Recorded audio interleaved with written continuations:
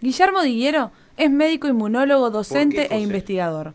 Fue profesor asociado de la Facultad de Medicina París 6, profesor del Instituto Pasteur de París, presidente del Grupo Francés para el Estudio de la Leucemia Linfoide Crónica y miembro de la Academia de Medicina de Francia. Diguiero trabajó para ubicar el Instituto Pasteur de Montevideo, inaugurado en 2006, como centro de investigación científica. En esa institución fue jefe de proyecto y luego director ejecutivo hasta el año 2011. Gracias a sus trabajos en el exterior y en el Instituto Pasteur, se convirtió en una de las figuras de relevancia en la comunidad científica local.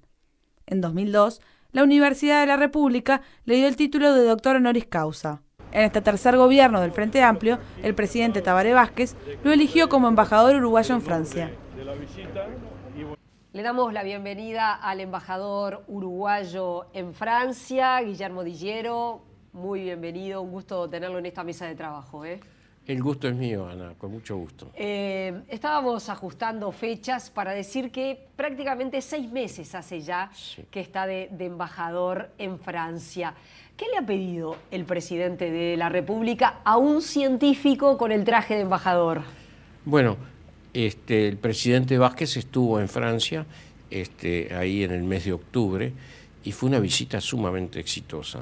Hizo muy buena impresión en Uruguay.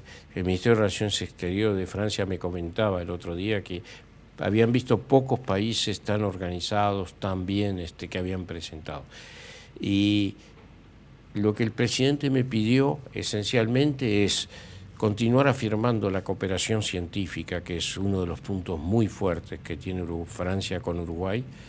En segundo lugar, tratar de obtener inversiones para el Uruguay de Francia. Y el tercer gran objetivo es la colectividad uruguaya.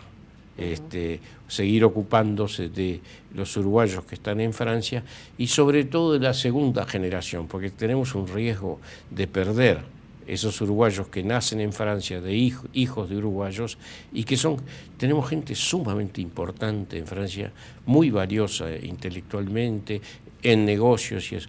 Y entonces se trata de conseguir de que esa gente aporte para el país. Y en eso voy a dedicar una parte importante de mis esfuerzos. ¿Cuántos uruguayos son los que están en Francia? Bueno, pero ahí hay un problema. Ahí hay un problema. En estos momentos el consulado tiene registrados, creo que 685.000 uruguayos en el exterior. Pero son cifras que no son exactas. ¿Por qué? Porque muchos de los que están registrados en los consulados son gente que pasa por el consulado y vuelve, es decir, que no son residentes. Y después, la otra gente que no están registradas son las generaciones que siguen. Por ejemplo, en Francia, la mayoría de los hijos de los uruguayos de Francia tienen nacionalidad francesa, porque viven en Francia, y entonces, como tienen pasaporte francés y eso, no se registran en la embajada y no los tenemos. Y un riesgo muy importante de nuestro país es perder esa generación, perder la incidencia de esa generación, que hoy es la generación más activa, porque estoy hablando de una generación que tiene entre 35 y 50 años, y después están los nietos que vienen después. Entonces uno tiene la sensación que si todos los uruguayos por el mundo que están registrados son acerca de 700.000, tienen que ser más. Son más, sí. Efectivamente tienen que ser más los uruguayos que están por el mundo. Claro, porque por ejemplo, la emigración más importante, como siempre, es Argentina. Sí. En Argentina creo que hay más de 200.000, no sé la cifra exacta. Pero entonces los hijos de los uruguayos en Argentina, cuando les preguntan, ellos se definen como argentinos, porque nacieron en Argentina, bueno, tienen. Pero lo importante es que está bien que sean argentinos, no tengo nada en contra, pero que al mismo tiempo son uruguayos, que sean binacionales, hacer de esos muchachos, de esa gente, que sean binacionales y que piensen también en el país, en nuestro Tienen país. mucho para aportar. Porque yo siempre pongo un ejemplo que para mí es paradigmático, que es Israel. Israel, bueno, estoy de acuerdo que los lazos que existen entre el pueblo judío e Israel son muy fuertes, tienen una historia de 30 siglos, eso es muy importante, no lo pongo en duda. Pero la forma en que Israel ha explotado su diáspora es brutal. Al Estado judío hoy le sacan el aporte de la diáspora y es una sustracción enorme. ¿Y por qué? Porque lo han trabajado muy bien eso. Hay todo un trabajo y bueno, y creo que Uruguay ese es uno de los puntos en el cual el Ministerio de Relaciones Exteriores tiene que hacer mucho hincapié.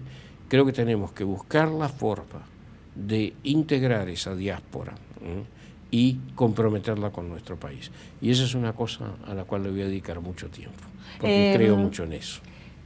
¿Cómo está siendo por estos tiempos la vida en París? Bueno, París fue muy conmocionado, ¿no? Porque hubo 2 episodios el año pasado que fueron terribles. Charlie Hebdo, no tanto por el número de muertos, que fueron pocos comparado con lo que pasó en noviembre, sino por lo simbólico, lo que significaba de atacar a alguien porque había sacado una figura de Mahoma y había hecho una broma sobre Mahoma. Cuando Charlie Hebdo hace bromas sobre Jesucristo, sobre la Virgen María, muchas veces de muy mal gusto, estoy de acuerdo, no importa. Pero salir a matar a gente de la forma fue terrible. Eso creó una conmoción y fue brutal, porque al otro día toda Francia era Je suis Charlie. Se hizo una manifestación, sacaron un número y vendieron 3 millones, una cosa. Y después esto espantoso del 13 de noviembre. ¿No? El 13 de noviembre es brutal desde el punto de vista simbólico, es brutal desde el punto de vista de la organización. Matar a mansalva, como mataron ahí en Bataclan, donde había un recital de música. Un recital de música y toda gente joven, nadie muy comprometido contra el Islam ni nada. Había de todo, había musulmanes también ahí en ese recital. Y la forma en que mataron a mansalva y después en los boliches ahí aledaños. No, creó una conmoción brutal. Al mismo tiempo hay que reconocer una cosa muy importante, que fue muy impresionante la forma en que reaccionó los servicios franceses, ¿no? La parte en que organizaron toda la parte médica, cómo inmediatamente se habilitaron 10 salas de cirugía en 2 o 3 hospitales, la forma en que se acogieron a los heridos, fue de una organización brutal, brutal. Y la segunda cosa que yo creo muy importante y que era uno de los grandes peligros es que no hubo una reacción islamofoba. No hay que olvidar que en Francia viven algo así como 4 millones de musulmanes. La mayoría de esos musulmanes son musulmanes pacíficos, algunos practican, otros. Es como en todas las religiones, el porcentaje de los que practican es bajo, es bajo. Y la mayoría viven pacíficamente. Y este movimiento Daesh, ¿qué representa? El 1 por 1000, 1 por 10.000 de los musulmanes en el mundo. Pero el riesgo era que esta cosa generara un movimiento de islamofobia. Hubo algunas reacciones en Francia, pero fueron pocas. Y sobre todo el gobierno en eso lo manejó muy bien para evitar. Y eso para mí es un mensaje muy importante, ¿no? Uh-huh. Porque estas cosas generan racismo, generan consecuencias que pueden ser muy graves. Se está viviendo con mucha seguridad. ¿Es complicada como la vida cotidiana de las personas? Mira, esto fue un viernes de noche. El lunes abrieron las escuelas, funcionaba el metro, funcionaban los trenes, los ómnibus, los aeropuertos, toda la actividad se retomó. Porque tú no podés, frente a una cosa de esas, parar la actividad, parar un país. Y eso fue una muy buena reacción. Uh-huh. Pero dejó una secuela terrible, terrible, terrible, porque fue una cosa que es el atentado más importante en la historia de Francia. Volvemos acá a nuestro país. Precisamente este 2016 se cumplen ya 10 años de la inauguración del Instituto Pasteur. ¿Cuál es su balance? Y de pronto contarle brevemente, porque uno no puede partir de la base que todo el mundo tiene por qué saber efectivamente qué es el Instituto Pasteur. Bueno, el Instituto Pasteur yo diría que es un proyecto emblemático. Emblemático porque por la forma en que surgió.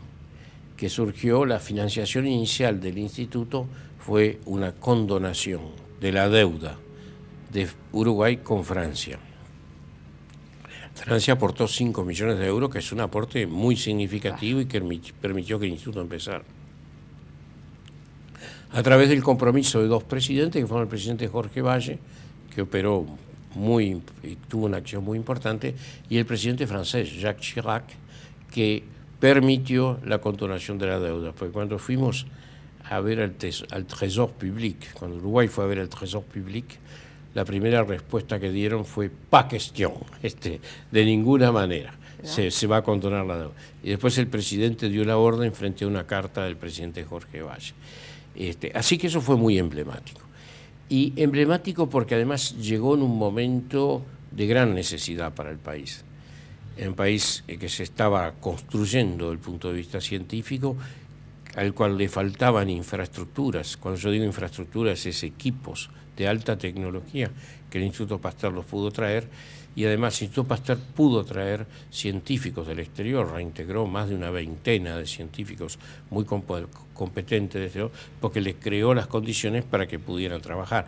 Un científico lo que quiere es tener las condiciones para poder seguir. Y en ese sentido ha sido muy exitosa su producción, ha sido muy exitosa su inserción a nivel internacional. Claro, creo que no todo el mundo también tiene por qué saber que no es que pululen institutos Pasteur ni por América Latina ni por el mundo, que está el de París y está el de Montevideo, lo cual... Bueno, en América Latina es el único instituto no francés, porque hay dos pequeños institutos en Cayena y en Puente Pitre, pero instituto no francés es el único en toda América Latina, y eso es muy importante. Claro. Eso nos dio a nosotros una precedencia que nos ayuda mucho. Pero sobre todo se inscribe el instituto en un proyecto. Mira, en el cual yo estoy trabajando hace más de 30 años en eso. En 1982, con dos colegas uruguayos, José Arocena, que hoy es el presidente de la Corte Electoral, y Alberto González, escribimos un libro que se llamaba Uruguay año 2000. El desafío de la revolución científico-tecnológica, 1982, que lo publicó Banda Oriental.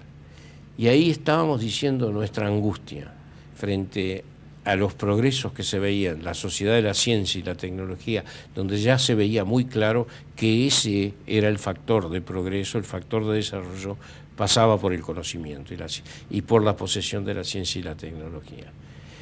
Y me acuerdo que en 1984 a mí me tocó participar en la comisión que seleccionó los biólogos para el inicio del PDCIVA, que es otro programa muy exitoso, programa de desarrollo de ciencias básicas que ha sido sumamente exitoso y que marchó muy bien. No había más de 30 científicos en Uruguay, 30, 40, no había más, de todas las ramas. En biología no pudimos seleccionar más que 14, que es la rama más importante. Hoy tenemos 1.800 científicos en el país y con exigencias mucho mayores para integrar el sistema. Es decir que se han hecho progresos, pero yo creo una cosa, y es que Uruguay, para llegar a ser un país desarrollado, que es un poco el objetivo que tenemos todos y la esperanza, tiene que resolver tres problemas fundamentales. El primero es la educación. El segundo es las infraestructuras. Ha habido un progreso productivo enorme, pero no han seguido las infraestructuras. De estos dos temas no voy a hablar porque no tengo las competencias necesarias, si bien, como todo el mundo, entiendo que es fundamental resolver este problema. Y el tercero es una adecuada inserción en la sociedad del conocimiento. Si no logramos esto, no podemos dar el salto para el desarrollo, porque es la condición sine qua non. Sí, cuando uno ve los países que se toman como modelo por lo que progresaron, Finlandia, Corea, parte de sus éxitos está vinculado con la inversión en ciencia y tecnología, ¿no? Sí, lo de Finlandia es emblemático. En el año 89 se cae el muro y se cae el principal mercado de exportación de Finlandia, que era la Unión Soviética. Y ahí ellos se enfrentaron a una decisión sumamente valiente, que era, bueno, si queremos salir hay que invertir en educación, ciencia y tecnología. Y hoy Finlandia está invirtiendo casi el 4% de su producto. Corea está invirtiendo 4,5%. Acuérdense lo que era Corea en 1953, en la guerra. Yo siempre me acuerdo una revista que había acá, que era Ricotipo, creo que se llamaba, de humorista, en el cual había dos uruguayos en la playa sentados y uno le decía al otro, ¿y qué te parece que hay que hacer en este país? Y bueno, traer coreanos y ver cómo trabajan. Esa era la mentalidad de nuestro país en el año 53. Y fíjate lo que es Corea hoy en día. Corea hoy es una potencia mundial. ¿Y por qué? Porque invirtió en ciencia y tecnología, y hoy los productos coreanos son conocidos. Entonces, yo creo que nuestro país tiene que buscar una inserción, y no la podemos lograr con las inversiones que estamos haciendo. Yo, los últimos datos que tengo, que de repente están equivocados, porque hace unos meses que no estoy en el país, es que estábamos invirtiendo 0,38% del Producto Interior Bruto. Ese es el porcentaje. En ciencia y tecnología. Corea está invirtiendo 4,5%. Hay un compromiso del presidente. Del presidente Tabaré Vázquez de, en el periodo, llegar al 1%. Y ahora cuando estuvo en París me lo confirmó el presidente y yo le hago confianza, me lo confirmó también el ministro de Economía, Danilo Astori, que al final del periodo yo creo que es esencial. ¿Sabes por qué? Es el momento de agregarle ciencia y tecnología a nuestra producción y insertar la ciencia y la tecnología en nuestra producción. Por ejemplo, tenemos que resolver una cantidad de problemas. Bueno, para mí, un modelo emblemático de cómo se resuelven los problemas es lo que se hizo en energía. En energía se puso juntos a la gente de UTE, la gente de OCE, la gente de la Facultad de Química, de Agronomía, todos los sectores comprometidos, y eso lo hizo muy bien Ramón Méndez, que hizo un trabajo excelente, junto a toda esa gente, y además gente que venía de las ciencias básicas, ingenieros, matemáticos, y eso permitió hacer un proyecto de país en energía que para mí es un proyecto muy exitoso. Bueno, yo creo que lo mismo hay que hacerlo en una cantidad de problemas que tenemos para resolver. Los menciono uno por uno. Por ejemplo, en el agro se han hecho progresos espectaculares. Sí, lo que ha pasado, ha habido una revolución. Una revolución agraria, que no es del pronto no es la reforma agraria de la que se hablaba. Pero bueno, ha habido una revolución agraria y es indiscutible. Pero hoy tenemos problemas que tenemos que resolverlos. Problemas de salud animal, por ejemplo. Tenemos problemas con la leptospirosis, la tuberculosis bovina, la leucosis bovina, hay algunas enfermedades virales. Bueno, y eso tenemos que meter, porque un país que ha hecho lo que hizo Uruguay a nivel de la trazabilidad, que es una maravilla, lo de la trazabilidad, incluso se le pueden agregar más cosas, poniéndole a cada corte de carne incluso su origen, la genética del animal. Bueno, se pueden hacer cosas todavía ahí, pero además tenemos que asegurar la parte de sanidad animal, tenemos que luchar contra esas enfermedades y erradicarlas. Ahí hay un gran esfuerzo, y eso, estoy muy contento, se firmó un acuerdo entre el INIA y el INRA de Francia, que es el Instituto Nacional de Recherche Agronómica, que es una maravilla también, que bueno, Francia es el segundo país agrícola del mundo, después de Estados Unidos, y bueno, y ahí se va a hacer una cooperación. Salud animal, bueno, otro problema, salud humana. ¿Tú te das cuenta la revolución que significa el conocimiento del genoma humano? Mira, el primer genoma humano se hizo debe hacer 10 años, llevó 4 años hacerlo, se asociaron Estados Unidos, Gran Bretaña y una gran empresa americana privada para hacerlo. Costó $4.000 millones hacer un genoma completo. Hoy el genoma se hace por $1.000 y se hace en 3 semanas. En 3 semanas se hace el genoma humano. Y eso es producto de la investigación. Pero eso es producto de que ha habido unos progresos tecnológicos brutales. ¿Y qué es lo que va a pasar? Y es que en un futuro, prácticamente todos los niños, cuando nacen, van a ser estudiados. ¿Y qué es lo que permite? Determinar la susceptibilidad a enfermedades. Por ejemplo, te digo cosas muy sencillas. Este niño tiene susceptibilidad a la diabetes, que eso hoy se está empezando a determinar. Se ha avanzado bastante en eso igual, ¿no? Se ha avanzado. Todavía falta mucho, pero se está avanzando y a pasos muy rápidos. Usted dice, en un tiempo más se va a saber ese tipo de cosas. Y bueno, por ejemplo, ese niño hay que educarlo desde el punto de vista alimentario para hacer una dieta pobre en hidrato de carbono. Digo, hay una cantidad de cosas que se pueden pasar. Hay predisposición a la hipercolesterolemia, entonces hay que hacer una dieta, predisposición a ciertos cánceres que hoy se pueden prever a través de la expresión genética. Y todo eso va a ser una medicina totalmente distinta, personalizada y sobre todo previsora, en la cual la previsión va a ser muy buena. Bueno, fíjate eso, la importancia que tiene y cómo hacemos nosotros para inscribirnos en esa revolución, que es la revolución tecnológica del genoma humano. Otros problemas, medio ambiente. Hemos hecho unos progresos espectaculares en la producción, pero eso trae aparejado una cantidad de problemas a nivel del medio ambiente y tenemos que estar preparados. Y la Dinama, que no es una crítica, pero el problema es que no está equipada para enfrentar los desafíos, no tiene el personal necesario y hay que hacer un gran esfuerzo. Y la infraestructura para poder hacer todo lo que hay que hacer. El problema es que la ciencia y la política van a ritmos diferentes. Sí, pero tú fíjate una cosa, estamos produciendo alimentos creo que para 28 millones de personas y creo que podemos llegar a 40 o 50 millones. Sí, pero siempre tiene que ser respetando la ecología, ¿no? Tenemos que buscar un equilibrio, porque no sirve de nada producir más si al mismo tiempo destruís el medio ambiente. Y todo eso tiene que haber una política. Lo mismo pasa con las aguas oceánicas, ciencias del mar, son cosas en las cuales hay que hacer grandes, a ver si me explico bien, grandes proyectos nacionales como el de energía, y ahí es donde hay que incluir a la ciencia para mejorar esas condiciones. Usted recién me mencionaba a Ramón Méndez. En esta mesa de trabajo él decía, en un futuro, que es ya, los que precisamente cuiden el medio ambiente van a tener mayores oportunidades comerciales quien no lo cuiden.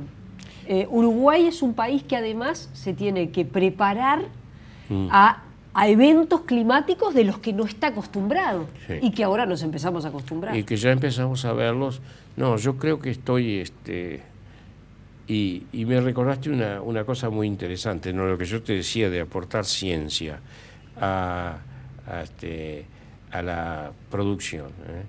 Entonces yo, fíjate, Ramón Méndez, que para mí es una persona muy exitosa y que hizo un trabajo muy exitoso, cuando yo lo conocí en París, él era físico teórico, es decir, más básico que la física teórica no hay. Y él se ha podido integrar muy bien. Y yo le decía, pero qué curioso tú, siendo un básico, un científico teórico, un físico teórico, ¿cómo te has podido integrar y desarrollar? Y me dijo, porque hay una cosa para la cual los científicos estamos preparados, y es lo que la ciencia nos enseña a los científicos, es a resolver problemas. Entonces, si pudiéramos integrar toda esa capacidad científica que estamos creando y que ha sido muy buena en resolver todos estos problemas, yo estoy seguro que para el país sería un aporte fundamental. Qué complicado, cuando usted habla, por ejemplo, de ciencia y habla, bueno, de lo que estudió Ramón Méndez, de física, en el Uruguay hay muchos jóvenes que le escapan a la ciencia, la ven como un escollo para poder seguir avanzando. ¿Cuántos son los estudiantes que pierden matemática en el liceo, que pierden matemática en preparatorios? Ese es un problema para el Uruguay. Sí, bueno, pero ese problema, si tú quieres, es mucho más agudo, ¿no? Es decir, que es un problema que viene mucho más de atrás. Es decir, hay un problema muy serio en Uruguay con la enseñanza de las matemáticas. Yo he hablado con los matemáticos, yo era muy amigo de un hombre que hizo un aporte fundamental a la ciencia en Uruguay que se llamaba Mario Shevor, que fue el creador de la Facultad de Ciencias y... Decano de Facultad de Ciencias, sí. Facultad de Ciencias, creador de la facultad, fue casi el fundador de la actual facultad. Y Mario estaba desesperado por los resultados y por la educación. Y ese es un problema que tenemos que resolver. Es uno de los problemas de educación que hay que resolver. No podemos ser un país desarrollado con 40% de una clase de edad que termina el bachillerato. Estamos muy, pero muy abajo. Los países desarrollados tienen 80% para arriba.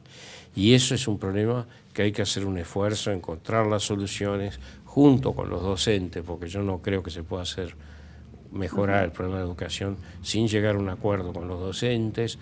Hay que reactualizar a muchos docentes que no están actualizados, pero hay que hacer un esfuerzo. No sirve de nada tirarle piedras a los docentes, porque hay que entender que yo vi lo que eran los docentes cuando yo me formé, que trabajaban 18 horas, que tenían un sueldo más que decente, que les permitía vivir trabajando 18 horas, lo cual les permitía seguir estudiando, seguir la evolución, y que teníamos unos docentes que eran unos señores en esa época.